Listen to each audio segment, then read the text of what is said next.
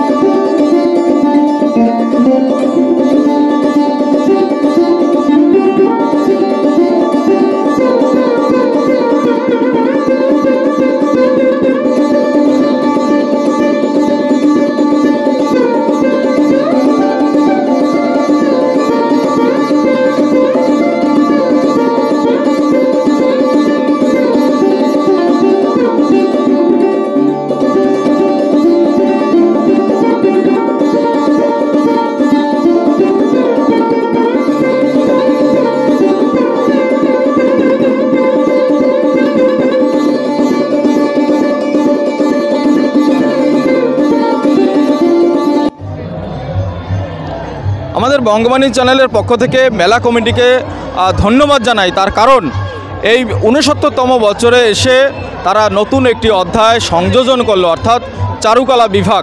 এখানে কিন্তু রাজ্যের বিভিন্ন প্রান্তের নামি দামি শিল্পীদের তাদের আঁকা ছবি এখানে যেরকম একদিকে প্রদর্শন করা হচ্ছে, পাশাপাশি তারা এখানে বসেও কিন্তু ছবি আঁকছেন, যার ফলে বর্তমান প্রজন্মের কাছে একটা ভালো বার্তা। এবং এর জন্য বাণীপুর লোক উৎসব যে কমিটি রয়েছে তাদের ধন্যবাদ জানাই যে আগামী দিনে যেন এই উদ্যোগ তাদের জারি থাকে। হাবড়া থেকে উজ্জ্বল শিকদারের রিপোর্ট, বঙ্গবাণী নিউজ।